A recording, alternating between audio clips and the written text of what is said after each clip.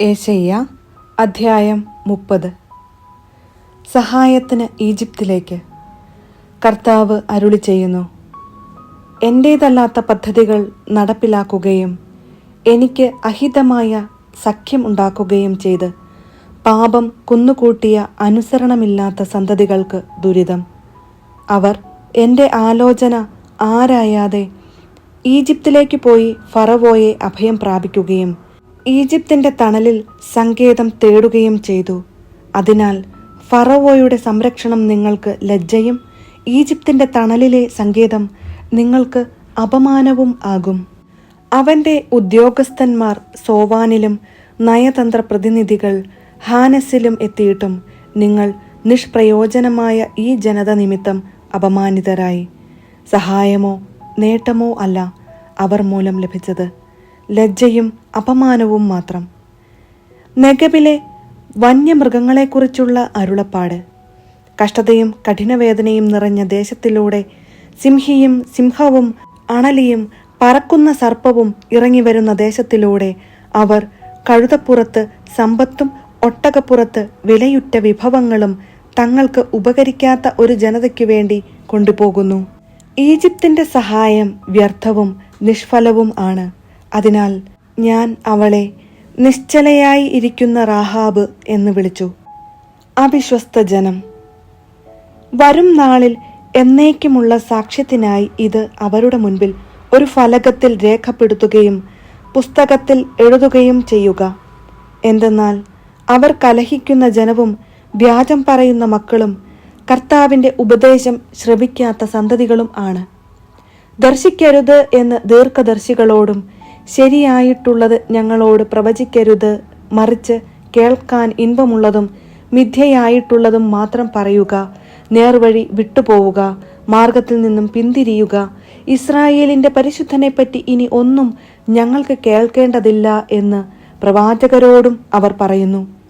അതിനാൽ ഇസ്രായേലിൻ്റെ പരിശുദ്ധൻ അരുളി ചെയ്യുന്നു, നിങ്ങൾ ഈ വചനം തിരസ്കരിക്കുകയും മർദ്ദനത്തിലും വൈകൃതത്തിലും വിശ്വസിക്കുകയും അവയിൽ ആശ്രയിക്കുകയും ചെയ്യുന്നതിനാൽ ഈ അകൃത്യം നിങ്ങൾക്ക് തകർന്നു വീഴാറായി തള്ളി നിൽക്കുന്ന ഉയർന്ന മതിലിലെ വിള്ളൽ പോലെയായിരിക്കും. അത് നിർദ്ദയം അടിച്ചുടച്ച കുശവന്റെ കലം പോലെയായിരിക്കും. അടുപ്പിൽ നിന്ന് തീ കോരുന്നതിനോ കൽത്തൊട്ടിയിൽ നിന്ന് വെള്ളം കോരിയെടുക്കുന്നതിനോ ഉപകരിക്കാത്ത ഒരു കഷണം പോലും അതിൽ അവശേഷിക്കുകയില്ല. അതിനാൽ ഇസ്രായേലിൻ്റെ പരിശുദ്ധനായ ദൈവമായ കർത്താവ് അരുളി ചെയ്തു, തിരിച്ചു വന്ന് സ്വസ്ഥമായിരുന്നാൽ നിങ്ങൾ രക്ഷപ്പെടും. സ്വസ്ഥതയും ആശ്രയവും ആയിരിക്കും നിങ്ങളുടെ ബലം. എന്നാൽ നിങ്ങൾ അങ്ങനെ ആയിരിക്കുകയില്ല. നിങ്ങൾ പറഞ്ഞു, ഇല്ല, ഞങ്ങൾ കുതിരപ്പുറത്ത് കയറി ശീഘ്രം സഞ്ചരിക്കും, അതിനാൽ നിങ്ങൾ വേഗം അകന്നു പോകും. ഞങ്ങൾ ശീഘ്രതയുള്ള പടക്കുതിരയുടെ പുറത്ത് സഞ്ചരിക്കും എന്ന് നിങ്ങൾ പറഞ്ഞു. അതിനാൽ നിങ്ങളെ പിന്തുടരുന്നവരും അതിവേഗമായിരിക്കും വരുക. ഒരുവനെ പേടിച്ച് 1000 പേർ ഓടും. 5 പേർ ഭീഷണിപ്പെടുത്തിയാൽ നിങ്ങളെല്ലാവരും ഓടും. നിങ്ങളിൽ അവശേഷിക്കുന്നവർ മലമുകളിലെ കൊടിമരവും കുന്നിൻ മുകളിലെ ചൂണ്ടുപലകയും പോലെ ആയിരിക്കും. അതിനാൽ നിന്നോട് ഔദാര്യം കാണിക്കാൻ കർത്താവ് കാത്തിരിക്കുന്നു. നിന്നോട് കാരുണ്യം പ്രദർശിപ്പിക്കാൻ അവിടുന്ന് തന്നെ ഉയർത്തുന്നു. എന്തെന്നാൽ കർത്താവ് നീതിയുടെ ദൈവമാണ്. അവിടുത്തേക്ക് വേണ്ടി കാത്തിരിക്കുന്നവർ ഭാഗ്യവാന്മാർ. ജനത്തിൻ്റെ മാനസാന്തരം. ജെറുസലേമിൽ വസിക്കുന്ന സിയോൻ ജനമേ, ഇനിമേൽ നീ കരയുകയില്ല. നിന്റെ വിലാപസ്വരം കേട്ട് അവിടുന്ന് കരുണ കാണിക്കും. അവിടുന്ന് അത് കേട്ട് നിനക്ക് ഉത്തരമരുളും. കർത്താവ് നിനക്ക് കഷ്ടതയുടെ അപ്പവും ക്ലേശത്തിൻ്റെ ജലവും തന്നാലും നിന്റെ ഗുരു നിന്നിൽ നിന്ന് മറഞ്ഞിരിക്കുകയില്ല. നിന്റെ നയനങ്ങൾ നിന്റെ ഗുരുവിനെ ദർശിക്കും.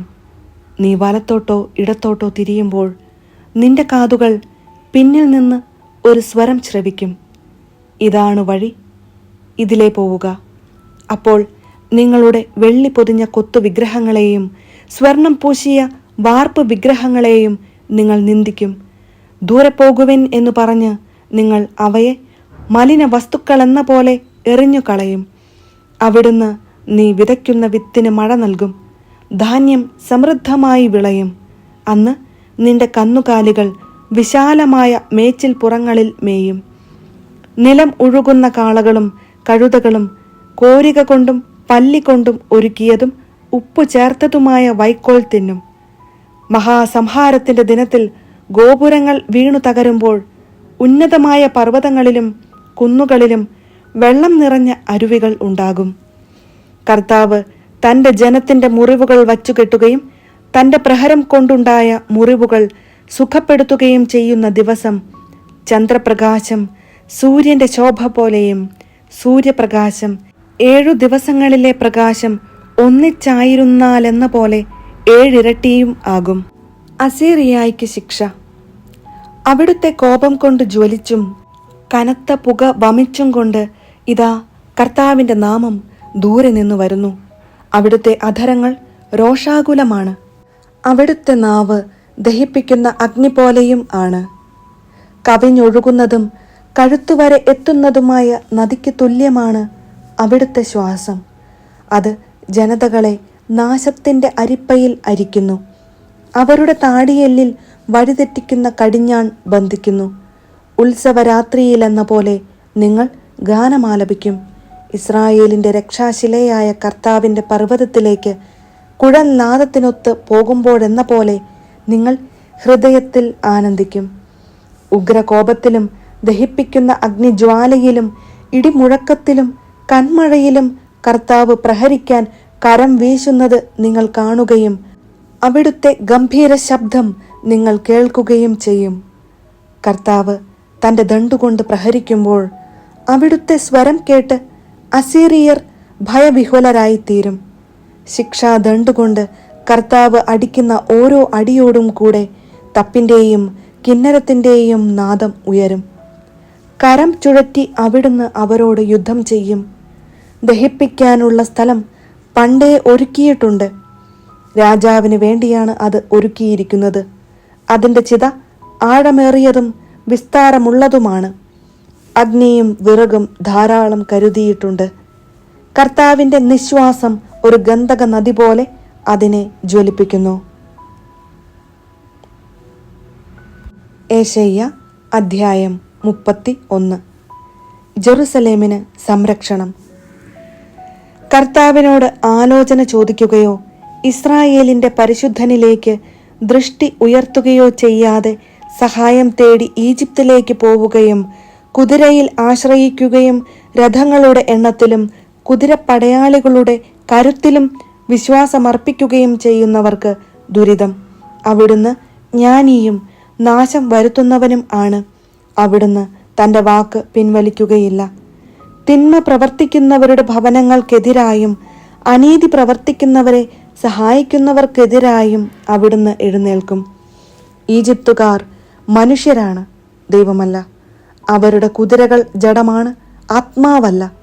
കർത്താവ് കരമുയർത്തുമ്പോൾ സഹായകൻ ഇടറുകയും സഹായിക്കപ്പെട്ടവൻ വീഴുകയും അവർ ഒരുമിച്ച് നശിക്കുകയും ചെയ്യും. കർത്താവ് എന്നോട് അരുളി ചെയ്തു, സിംഹമോ സിംഹക്കുട്ടിയോ ഇരയുടെ നേരെ മുരളുമ്പോൾ ഒരു കൂട്ടം ഇടയന്മാർ അതിനെതിരെ ചെന്നാലും അവർ ഒച്ച വയ്ക്കുന്നത് കേട്ട് അവ പേടിക്കുകയോ പരിഭ്രമിക്കുകയോ ചെയ്യാത്തതുപോലെ സൈന്യങ്ങളുടെ കർത്താവ് യുദ്ധം ചെയ്യാൻ സിയോൻ പർവ്വതത്തിലും അതിൻ്റെ കുന്നുകളിലും ഇറങ്ങി വരും. പക്ഷി ചിറകിൻ കീഴിൽ എന്ന പോലെ സൈന്യങ്ങളുടെ കർത്താവ് ജെറുസലേമിനെ സംരക്ഷിക്കും. അവിടുന്ന് അതിനെ രക്ഷിക്കുകയും മോചിപ്പിക്കുകയും അഭയം നൽകി ജീവൻ പരിപാലിക്കുകയും ചെയ്യും. ഇസ്രായേൽ ജനമേ, നിങ്ങൾ കഠിനമായി മത്സരിച്ച് ഉപേക്ഷിച്ചവന്റെ അടുത്തേക്ക് തിരിച്ചു ചെല്ലുവിൻ. അന്ന് നിങ്ങൾ സ്വന്തം കരം കൊണ്ട് പാപകരമായി പൊന്നും വെള്ളിയും കൊണ്ട് നിർമ്മിച്ച വിഗ്രഹങ്ങളെ വലിച്ചെറിയും. അസീറിയ മനുഷ്യൻ്റേതല്ലാത്ത ഒരു വാൾ കൊണ്ട് വീഴും. മനുഷ്യൻ്റേതല്ലാത്ത ഒരു വാൾ അവനെ സംഹരിക്കും. അവൻ വാളിൽ നിന്ന് ഓടിപ്പോകും. അവൻ്റെ യുവാക്കന്മാർ അടിമകളാകും. അവൻ തൻ്റെ അഭയശില വിട്ട് ഭീതിയോടെ ഓടിപ്പോകും.